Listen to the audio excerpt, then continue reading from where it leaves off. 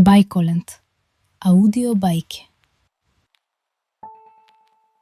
Капка добрина. Во едно мало, шарено село, сместено меѓу ридови и цвеќиња, живееше девојче по име Лина. Таа имаше насмевка како сонце и срце полно со добрина. Лина не беше највисока, ниту најгласна, но секогаш забележуваше кога некому му треба помош. Едно утро, додека одеше на училиште, Лина виде мал полжав кој се обидуваше да ја премине патеката. Луѓето поминуваа покрај него без да застанат. Лина внимателно го подигна и го стави на безбедно, во тревата.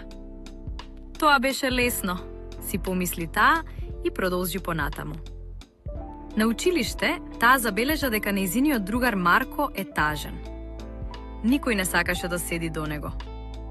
Лина тивко седна покрај него и му подари молив со насмевка. Марко ја подигна главата и прв пат тој ден се насмевна. Попладнето, Лина и помогна на старата баба Ана да ги собере расфрланите јаболка.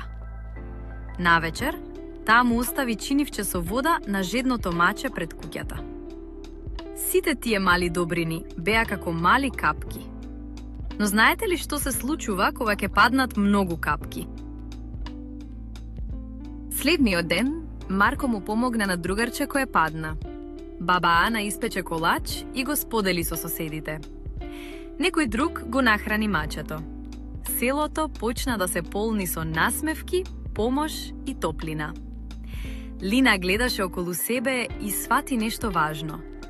Една капка добрина може да стане река.